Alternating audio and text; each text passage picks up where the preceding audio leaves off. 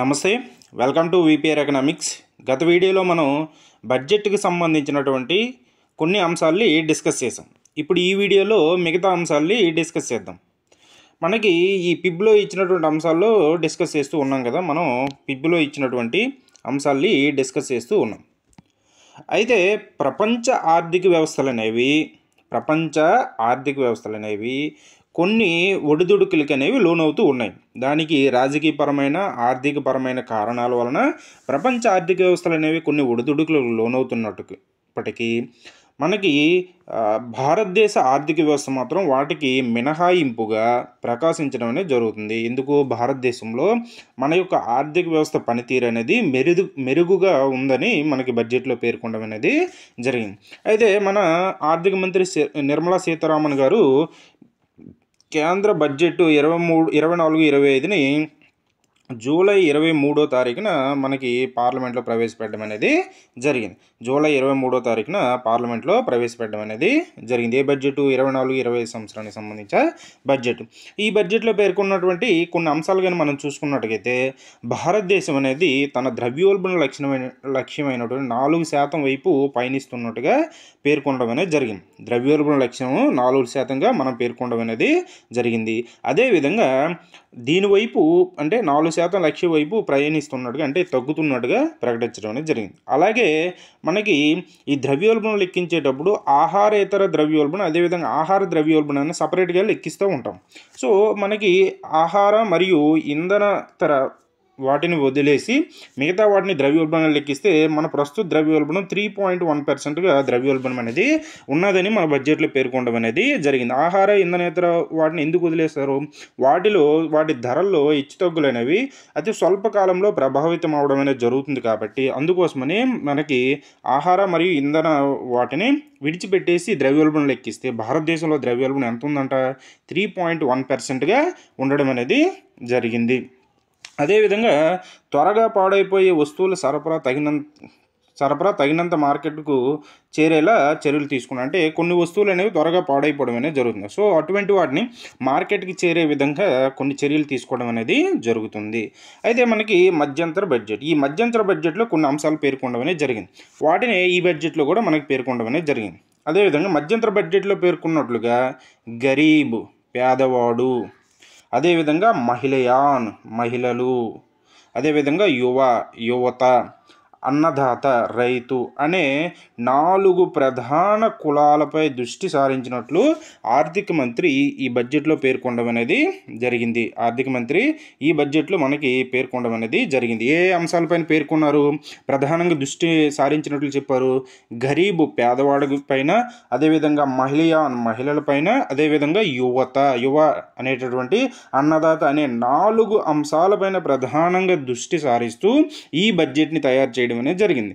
అయితే బడ్జెట్ యొక్క థీమ్ కానీ మనం చూసుకున్నట్టుగైతే మనకి ఈ బడ్జెట్ యొక్క థీమ్ అనేది కానీ మనం చూసుకున్నట్టుగైతే భారతదేశంలో మనకి 24-25 బడ్జెట్ యొక్క థీమ్ అనేది ఏంటి అనేది కానీ మనం చూస్తే ఈ బడ్జెట్ అనేది సీతారామన్ గారు మాట్లాడుతూ ఈ బడ్జెట్లో ప్రధానంగా మనకి ఏ అంశాలను థీమ్గా తీసుకున్నారు? ఉపాధి, నైపుణ్యం, ఎంఎస్ఎంఈలు మరియు మధ్యతరగతి అనేటటువంటి ఈ అంశాలని థీమ్గా తీసుకొని వీటిపైన దృష్టి కేంద్రీకరించడం అనేది జరిగింది. ఏ అంశాలు తీసుకున్నారు? ఉపాధి అనేటువంటి అంశం, అదేవిధంగా నైపుణ్యం అనేటువంటి అంశం, ఎంఎస్ఎంఈలు, మధ్యతరగతి అనేటటువంటి ఈ అంశాలని ప్రధానంగా థీమ్గా తీసుకొని మనకి ఈ బడ్జెట్ని రూపొందించడం అనేది జరిగింది. అయితే దృష్టిలో మనకి 2 లక్షల కోట్ల కేంద్ర వ్యయంతో 5 సంవత్సరాల కాలంలో 4.1 కోట్ల మంది యువతకు ఉపాధి, నైపుణ్యం మరియు ఇతర అవకాశాలను సులభతరం చేయడానికి ప్రధానమంత్రి 5 కార్యక్రమాల ప్యాకేజీని ప్రకటించారు. అదేవిధంగా ఈ ఏడాది విద్య, ఉపాధి, నైపుణ్య రంగానికి 1.48 లక్షల కోట్లు కేటాయింపులు చేయడం అనేది జరిగింది. ఈ బడ్జెట్లో మనకి యువతకి ఉపాధి కల్పించడం కోసం, అదేవిధంగా మనకి విద్య, ఉపాధి, నైపుణ్యం పెంచడం కోసం 1.48 లక్షల కోట్లు ఈ బడ్జెట్లో ప్రకటించడం అనేది జరిగింది. నెక్స్ట్ అంశాలు కానీ మనం చూసుకున్నట్టుగైతే ఈ బడ్జెట్లో మనకి నెక్స్ట్ ప్రకటించినటువంటి అంశాలు కానీ చూసుకున్నట్టు ఇది మనకి ప్రధానమైనటువంటి బడ్జెట్ యొక్క పూర్తి స్వరూపం అనేది మనకి ఇది మనం తీసుకోవడం అనేది జరుగుతుంది. ఇప్పుడు చూడండి, ఈ బడ్జెట్ అనేది కానీ మనం చూసుకున్నట్టుగైతే 2024-25 బడ్జెట్ అనేది మనకు జూలైలో ప్రవేశపెట్టడం అనేది జరిగింది. ఈ బడ్జెట్ యొక్క పూర్తి రూపం కానీ మనం చూసుకున్నట్టుగైతే బడ్జెట్ ఎస్టిమేషన్ చూడండి. బడ్జెట్స్ అనేవి ఎప్పుడు కూడా ఎస్టిమేషన్సే ఉంటాయి. ఇందుకోసం రాబోయే సంవత్సరంలో చేయబోయేటటువంటి ఆదాయ వ్యయాలు అనేవి ఉంటాయి కాబట్టి బడ్జెట్స్ అనేవి ఎప్పుడు కూడా మనకి అంచనాలు మాత్రమే ఇవ్వడం అనేది జరుగుతుంది. అయితే ఇక్కడ మన పూర్తి బడ్జెట్ యొక్క ఎన్ని లక్షల కోట్లతో మన బడ్జెట్ని తయారు చేయడం చేశారంటే 48,20,512 లక్షల కోట్లతో బడ్జెట్ రూపొందించడం అనేది జరిగింది. 48,20,512 కోట్ల రూపాయలతో మనకి 24-25 సంవత్సరానికి బడ్జెట్ను రూపొందించడం అనేది జరిగింది. అయితే బడ్జెట్లో మనకి ప్రధానంగా 2 ఖాతాలనే ఉంటాయి. అవేంటిది? ఒకటి రెవెన్యూ ఖాతా, అదేవిధంగా రెండోది మూలధన ఖాతా. బడ్జెట్లో మనకు ప్రధానంగా 2 ఖాతాలనే ఉంటాయి. ఒకటి రెవెన్యూ ఖాతా, 2 మూలధన ఖాతా. ఈ రెవెన్యూ ఖాతాలోనూ మరలా 2 పద్దులనే ఉంటాయి. అదేవిధంగా మూలధన ఖాతాలో కూడా మరలా మనకి 2 పద్దులనే ఉంటాయి. అంటే ప్రతి ఖాతాలో కూడా వచ్చేటటువంటి రాబడులు, చేసేటటువంటి వ్యయాలు 2 కూడా మనకి ఉండడం అనేది జరుగుతుంది. ఫస్ట్ రెవెన్యూ ఖాతా గురించి చూద్దాం. మనకి రెవెన్యూ ఖాతా గురించి మనం మొట్టమొదటిసారిగా చూడడం అనేది జరుగుతుంది. చూడండి, ఈ రెవెన్యూ ఖాతా కానీ తీసుకున్నట్టుగైతే దీంట్లో ఏముంటాయి? ఒకటి రెవెన్యూ రాబడులనే ఉంటాయి. మనకి ఈ బడ్జెట్లో 2024-25 బడ్జెట్లో రెవెన్యూ రాబడులు కానీ చూసుకున్నట్టుగైతే 31,29,200 లక్షల కోట్లుగా పేర్కొనడం అనేది జరిగింది. మనకి రెవెన్యూ రాబడుల్ని ఎంతగా పేర్కొన్నారు? 31,29,200 లక్షల కోట్లుగా రెవెన్యూ రాబడుల్ని పేర్కొనడం అనేది జరిగింది. అదేవిధంగా ఈ రెవెన్యూ ఖాతాలో రెవెన్యూ రాబడులతో పాటుగా మనకి అయితే ఈ రెవెన్యూ రాబడులో మనకి 2 రకాలనేవి ఉంటాయి. అవేంది? పన్ను రాబడి ఉంటుంది, పన్నేతర రాబడి అని ఉంటుంది. రెవెన్యూ రాబడిలో 2 రాబడులు ఉంటాయి. ఒకటి పన్ను రాబడి, 2 పన్నేతర రాబడి. మనకి పన్నుల రాబడిలో మరలా మనకి ఏముంటాయి? ప్రత్యక్ష పన్నులు ఉంటాయి, పరోక్ష పన్నులనే ఉంటాయి. సో పన్నుల ద్వారా ఏ పన్నులు ఉన్నాయి? ప్రత్యక్ష పన్నులన్నీ, పరోక్ష పన్నుల ద్వారా ఏ పన్నుల ద్వారా వచ్చే రాబడిని అయినా సరే మనం పన్ను రాబడిగా పేర్కొంటాం. మనకి ఈ 2024-25 బడ్జెట్లో పన్ను రాబడి ద్వారా మనకి ఎంత రాబోతుందని అంచనా వేశారంటే 25,83,499 కోట్ల రూపాయలుగా అంచనా వేయడం అనేది జరిగింది. మనకి రెవెన్యూ రాబడిలో 2 రాబడులు ఉంటాయి. పన్ను రాబడి ఉంటుంది, పన్నేతర రాబడి ఉంటుంది. సో పన్ను రాబడిని ఎంతగా అంచనా వేశారు? 25,83,499 లక్షల కోట్లుగా పన్నుల రాబడిని అంచనా వేయడం అనేది జరిగింది. అదేవిధంగా పన్నేతర రాబడిని ఎంతగా అంచనా వేశారు? 5,45,701 కోట్ల రూపాయలుగా అంచనా వేయడం అనేది జరిగింది. పన్నేతర రాబడిని 5,45,701 లక్షల కోట్ల రూపాయలుగా అంచనా వేయడం అనేది జరిగింది. ఇది రెవెన్యూ రాబడులకు సంబంధించినటువంటి అంశం. ఇప్పుడు ఇదే రెవెన్యూ ఖాతాలో మనం 2 అకౌంట్లు ఉంటాయని చెప్పుకున్నాం కదా. ఇది రెవెన్యూ రాబడులు ఉంటాయి. సో రాబడులు ఉన్నప్పుడు వ్యయాలు కూడా ఉంటాయి కదా. సో రెండో ఖాతా ఏంటంటే రెవెన్యూ వ్యయం. రెవెన్యూ ఖాతాలో ఉండేటటువంటి రెండవ ఖాతా ఏంటంటే రెవెన్యూ వ్యయం. ఈ రెవెన్యూ వ్యయం అనేది 2024-25 బడ్జెట్లో ఈ రెవెన్యూ వ్యయం అనేది ఎంత ఉంటుందని అంచనా వేశారంట? 37,09,401 లక్షల కోట్ల రూపాయలుగా మనకి రెవెన్యూ వ్యయాన్ని అంచనా వేయడం అనేది జరిగింది. 37,09,401 లక్షల కోట్లుగా రెవెన్యూ వ్యయాన్ని అంచనా వేయడం అనేది జరిగింది. అయితే మనకి ఈ రెవెన్యూ వ్యయంలో ప్రధానంగా మనకి ఏముంటాయి? వడ్డీ చెల్లింపులు ఉంటాయి, మూలధన ఆస్తుల కోసం కేటాయించిన గ్రాంట్లు అనేవి ఉంటాయి. అంటే గ్రాంట్ల రూపంలో ఇచ్చిన అంటే వడ్డీ చెల్లింపులు అనేవి ఉంటాయి, మూలధన ఆస్తుల కోసం కేటాయించినటువంటి గ్రాంట్లు అనేవి ఉంటాయి. అవి ఏంటనే తర్వాత వీడియోలో మనం వీటి గురించి డిస్కషన్ అనేది పూర్తి స్థాయిలో మనం చేయడం అనేది జరుగుతుంది. అయితే వడ్డీ చెల్లింపులు అనేవి 24-25 బడ్జెట్లో ఎంత ఉంటాయని అంచనా వేయడం అనేది జరిగింది? 11,62,940 లక్షల కోట్లుగా అంచనా వేయడం అనేది జరిగింది. వడ్డీ చెల్లింపులు అనేవి అంటే ప్రభుత్వం ఆల్రెడీ తీసుకున్నటువంటి అప్పులకి చెల్లించేటటువంటి వడ్డీల్ని 11,62,940 కోట్లుగా అంచనా వేయడం అనేది జరిగింది. అదేవిధంగా మూలధన ఆస్తుల కోసం కేటాయించిన గ్రాంట్లు, అంటే మూలధన ఆస్తుల కోసం కేటాయించిన గ్రాంట్లు అంటే ఏంటంటే, ఇప్పుడు ఈ మూలధన ఆస్తుల కోసం కేటాయించిన గ్రాంట్లు అనేవి రెవెన్యూ ఖాతాలో ఎందుకు రాసామంటే, యాక్చువల్గా ఇవి రాష్ట్రాలకి కేంద్రం అనేది గ్రాంట్స్ అనేది ఇవ్వడం అనేది జరుగుతుంది. సో కేంద్రం ఇచ్చేటటువంటి ఈ గ్రాంట్స్ అనేవి కేంద్రానికి రెవెన్యూ వేయాలనేవి అవుతాయి.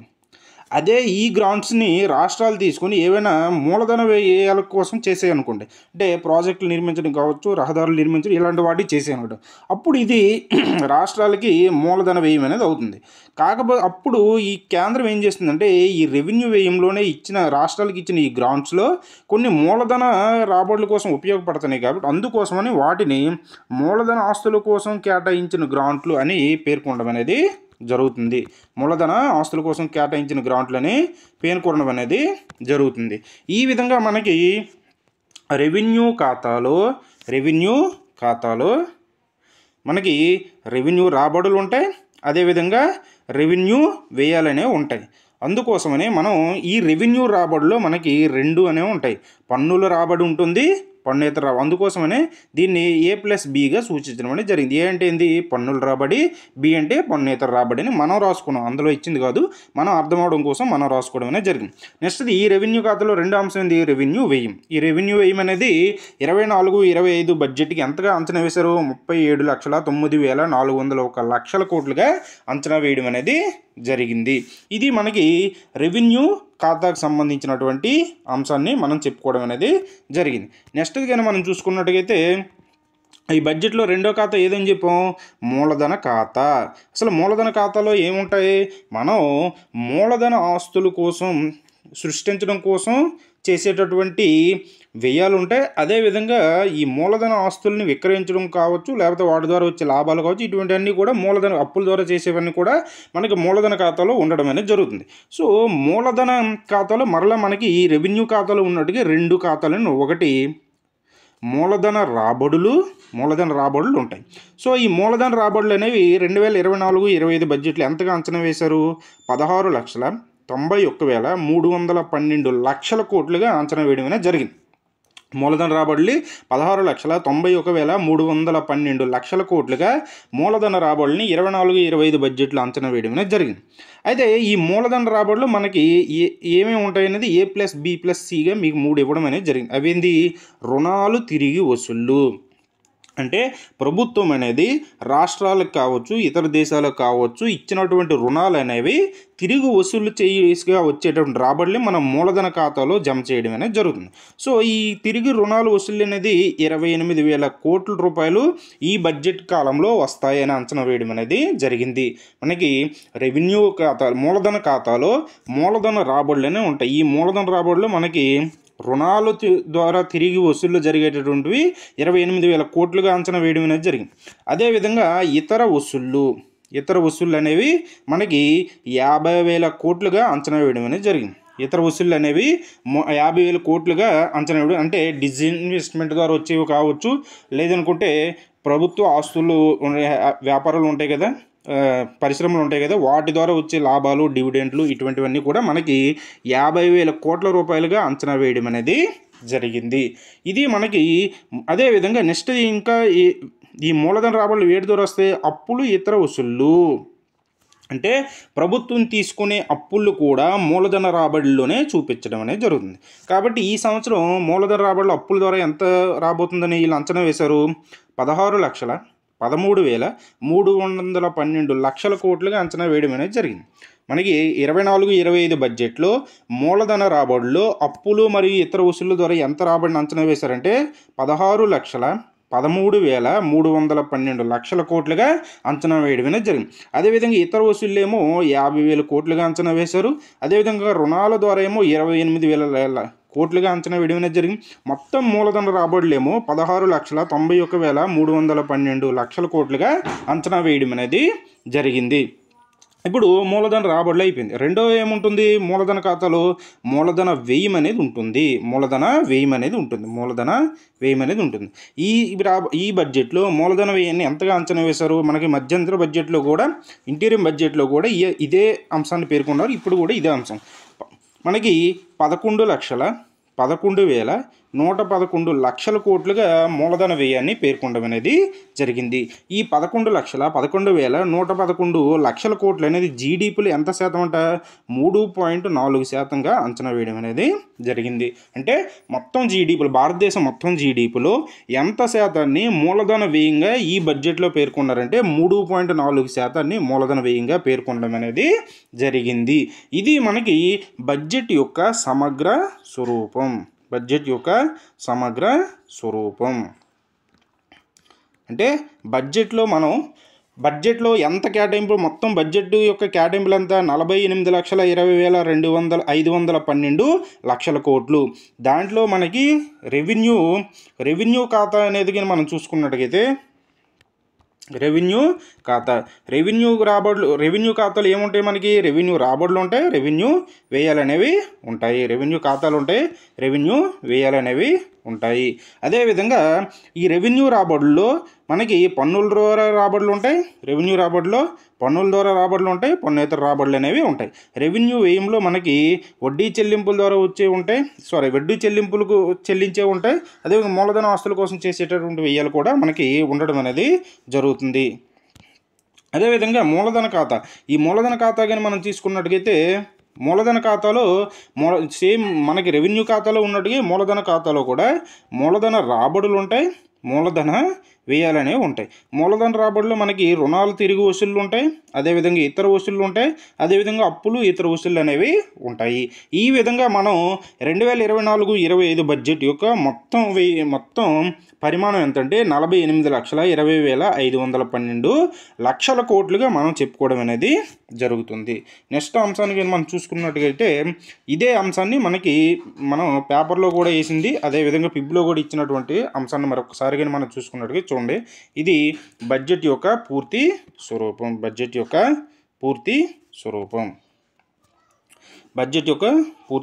అనేది మనం చూసుకున్నట్టుగైతే చూడండి. మనకి ఈ బడ్జెట్లో అయితే నేను 24-25 సంవత్సరానికి సంబంధించినటువంటి అంచనాలు మాత్రం చెప్పాం. ఇక్కడ మనకి బడ్జెట్లో ఇచ్చేటువంటి అంశాలు మీకు ఆల్రెడీ బడ్జెట్ యొక్క హిస్టరీ బేసిక్స్ అని నేను కొన్ని వీడియోలు చేశాను, అందులో చెప్పాను. మనకి బడ్జెట్ డాక్యుమెంట్లో ఏముంటాయంటే ప్రస్తుత బడ్జెట్ యొక్క అంచనాలు ఉంటాయి, అదేవిధంగా గత బడ్జెట్ యొక్క ప్రొవిజనల్ ఎస్టిమేషన్స్ అనేవి ఉంటాయి, గత బడ్జెట్ యొక్క మనకి సవరించిన అంచనాలు ఉంటాయి, అదేవిధంగా దాని ముందు బడ్జెట్ యొక్క వాస్తవ యాక్చువల్స్ అనేవి ఉంటాయి. ఈ విధంగా 4 రకాల డేటాలు అనేవి మనకి 4 రకాల బడ్జెట్ల యొక్క వ్యయాలు, ఆదాయాలు అనేవి, అదేవిధంగా లోట్లు అనేటువంటి అంశాన్ని ఈ బడ్జెట్లో పేర్కొనడం అనేది జరుగుతుంది. కాబట్టి మనం చూసుకున్నట్టుగైతే మనకి ఈ బడ్జెట్లో 2 ఖాతాలు ఉంటాయని చెప్పుకున్నాం కదా, అది రెవెన్యూ ఖాతా, అదేవిధంగా మూలధన ఖాతా. 2 ఖాతాలు ఉంటాయని చెప్పుకున్నాం కదా. ఈ రెవెన్యూలో మనకి ఏముంటాయి? పన్ను ఆదాయం అంటే రెవెన్యూ రాబడులు. ఈ రెవెన్యూ రాబడులు కానీ మనం చూసుకున్నట్టుగైతే రెవెన్యూ రాబడులు 2022-23 సంవత్సరానికి మనకి యాక్చువల్స్ వాస్తవంగా వచ్చినటువంటి రెవెన్యూ రాబడులు అండి. ఇది 23,83,206 కోట్లు రావడం అనేది జరిగింది. అదే 23-24 బడ్జెట్ గత బడ్జెట్కి అంచనాలు కానీ మనం చూసుకున్నట్టుగైతే 26,99,713 కోట్లకు అంచనా వేశారు. కానీ వచ్చింది ఎంత? 27 లక్షల, అంటే సవరించిన అంచనాలు ఎంత? 27,28,412 కోట్లకు సవరించడం. ప్రస్తుతమేమో మనకి 31,29,200 కోట్లుగా రెవెన్యూ రాబడుల్ని అంచనా వేయడం అనేది జరిగింది. ఈ రెవెన్యూ రాబడుల్లో మనకి పన్నుల ద్వారా వచ్చే ఆదాయం, పన్నేతర ఆదాయాన్ని పేర్కొనడం అనేది జరిగింది. పన్నుల ద్వారా వచ్చే ఆదాయం, పన్నేతర ఆదాయాన్ని పేర్కొనడం అనేది జరిగింది. అదేవిధంగా మనకి మూలధన రాబడులు 2023-24 బడ్జెట్కి 18,09,591 కోట్లు 951 కోట్లుగా, అదేవిధంగా 17,90,773 కోట్లు బడ్జెట్ అంచనాలు గత బడ్జెట్ అంచనాలు, అదే గత బడ్జెట్ సవరించిన అంచనాలు 17,14,130 కోట్లు. ప్రస్తుత బడ్జెట్ యొక్క అంచనాలు ఏమో 16,91,312 కోట్లుగా మనకి మూలధన రాబడుల్ని పేర్కొనడం అనేది జరిగింది. అయితే ఈ మూలధన రాబడులు మనకి ఏముంటాయని చెప్పుకున్నాం, రుణాల ద్వారా వచ్చే వసూళ్లు ఉంటాయి, అదేవిధంగా ఇతర వసూళ్లు కూడా మనకి ఇతర మూలధన వసూళ్లు ఉంటాయి, అప్పులు ఇతర వసూళ్లు అనేవి ఉంటాయి అని చెప్పుకున్నాం. సో ఈ విధంగా మనకి మొత్తం వసూళ్లు అంటే ఏంది, ఈ రెండు కలిపితే వచ్చేది ఇది అనేది మొత్తం వసూళ్లు అనేది అవుతుంది. మనకి రెవెన్యూ రాబడులు మూలధన రాబడులు రెండు కలిపితే మొత్తం వసూళ్లు అనేవి వస్తాయి. ఈ మొత్తం వసూళ్లు ఎంత, మనకి ఈ బడ్జెట్లో మొత్తం వసూళ్లు ఎంత, 48,20,512 కోట్లు అనేది మొత్తం వసూలు ఉంది. గత బడ్జెట్లో సవరించిన అంచనాలు ఎంత, 44,42,542 కోట్లు. అదేవిధంగా గత బడ్జెట్లో మొదటిగా అంచనా వేసింది ఎంత, 44,90,486 కోట్లుగా అంచనా వేశారు. యాక్చువల్గా 2022-23 బడ్జెట్లో ఎంత వసూళ్ళు అనేవి 41,93,151 కోట్లుగా 157 లక్షల కోట్లుగా వసూలు అవ్వడం అనేది జరిగింది. ఇది మనకి మొత్తం వసూళ్ళు. అది మొత్తం రాబడులు పాటుగా మొత్తం వ్యయం కూడా ఉంటుంది కదా. మొత్తం వ్యయం ఎంత మనకి చూడండి, మొత్తం వ్యయం, మొత్తం రాబడులేమో ఇది 48,20,512 కోట్లు. సో మొత్తం వ్యయం ఎంత, 48,20,512. కాబట్టి మనది ఇప్పుడు ఏ బడ్జెట్, మంది సమతుల్య బడ్జెట్, బ్యాలెన్స్డ్ బడ్జెట్ మంది. మనం ఇప్పుడు ఏ బడ్జెట్ ఫాలో అయ్యాం, బ్యాలెన్స్డ్ బడ్జెట్ అని మనం ఎలా చెప్తాం, చేసేటటువంటి వ్యయాలు వచ్చేటటువంటి రాబడులు సమానంగా ఉంటే దాన్ని బ్యాలెన్స్డ్ బడ్జెట్ అంటారు. ఈ రెండు కూడా సమానంగా ఉన్నాయి కాబట్టి మనం దీన్ని బ్యాలెన్స్డ్ బడ్జెట్గా చెప్పడం అనేది జరుగుతుంది. ఇది మనకి ఈ బడ్జెట్ యొక్క స్వరూపం అనేది మనం తెలుసుకోండి. ఇప్పుడు మొత్తం వ్యయం కూడా చూడండి, ఇందులో రెవెన్యూ ఖాతా వ్యయాలు ఉంటాయి. ఈ రెవెన్యూ ఖాతా వ్యయాల్లో వడ్డీ చెల్లింపులు ఉంటాయి, అదేవిధంగా మూలధన ఆస్తుల కోసం కేటాయించిన కేటాయింపులు అనేవి ఉంటాయి. ఈ విధంగా ఇది మూలధనం మనకి రెవెన్యూ ఖాతా వ్యయాలు. అదేవిధంగా మూలధన ఖాతా వ్యయాలు ఎంత అని చెప్పుకున్నాం, 11,11,111 కోట్లుగా మనం చెప్పుకోవడం అనేది జరిగింది. నెక్స్ట్ ఉండేది ఈ పై వాటి వల్ల ఉండేటువంటి అంటే రెవెన్యూ లోటని, ప్రభావిత రెవెన్యూ లోటని, ద్రవ్య లోటని, ప్రాథమిక లోటని, వీటి గురించి మనం నెక్స్ట్ వీడియోలో డిస్కస్ చేయడం. ఇది పేపర్లో వేసినటువంటి అంశం. నెక్స్ట్ మనకి పిబ్బులో ఇచ్చింది కూడా మనం ఒకసారి చూద్దాం. మీరు అది కూడా అంటే మీకు ఇంట్రెస్ట్ ఉండే వాళ్ళు అది కూడా చూస్తారు కాబట్టి దాన్ని కూడా ఒకసారి మనం చూద్దాం. చూడండి, ఇది పిబ్బులో ఇచ్చినటువంటి అంశం. ఇక్కడ రిసిప్ట్స్ అని ఇచ్చాడు. అంటే రిసిప్ట్స్ అంటే ఏంది, రాబడులు. ఇక్కడ ఎక్స్పెండిచర్ అని ఇచ్చారు, అంటే వ్యయాలు. మనకి రాబడుల్లో ఏముంటాయని చెప్పుకోను, రెవెన్యూ రాబడులు ఉంటాయి, మూలధన రాబడులనే ఉంటాయి. సో రెవెన్యూ రాబడులని మనకి 4 ఇచ్చారు. ఇది ఏంటంటే 31,29,200 కోట్లు అనేది మనకి దేనికి సంబంధించింది, ప్రస్తుత బడ్జెట్ యొక్క అంచనాలు, 24-25 యొక్క అంచనాలు. అదేవిధంగా 26,99,713 కోట్లు అనేది 2023-24 బడ్జెట్ యొక్క సవరించినటువంటి అంచనాలు. అదేవిధంగా 26,32,281 కోట్లు అనేది 2023-24 బడ్జెట్లో ప్రస్తావించినటువంటి అంచనా వేసినటువంటి అంచనాలుగా మనం చెప్పడం అనేది జరుగుతుంది. ఇది నెక్స్ట్ది 23,83,206 కోట్లు అనేది మనకి 22-23 బడ్జెట్ యొక్క వాస్తవ అంచనాలు. 22-23 బడ్జెట్ యొక్క వాస్తవ అంచనాలుగా మనం చెప్పడం అనేది జరుగుతుంది. అయితే అదేవిధంగా ఇది క్యాపిటల్ ఎక్స్పెండిచర్. ఇదేమో మనకి 24-25 బడ్జెట్ యొక్క క్యాపిటల్ ఎక్స్పెండిచర్. అదేవిధంగా 23-24లో సవరించినటువంటి మనకి మూలధన రాబడులు. అదేవిధంగా ఇది కూడా మనకి 23-24 బడ్జెట్లు పేర్కొన్నటువంటి మూలధన రాబడులు. ఇదేమో మనకి 22-23 బడ్జెట్లో వాస్తవంగా వచ్చినటువంటి మూలధన రాబడులు ఎంత, 18,09,951 కోట్లుగా పేర్కొనడం అనేది జరిగింది.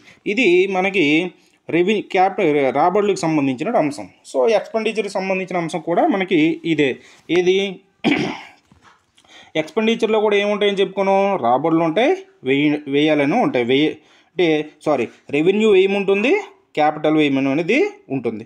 రెవెన్యూ వ్యయం అనేది ప్రస్తుత బడ్జెట్ అంటే 2024-25 బడ్జెట్లో 37,09,401 లక్షల కోట్లకు పేర్కొన్నారు.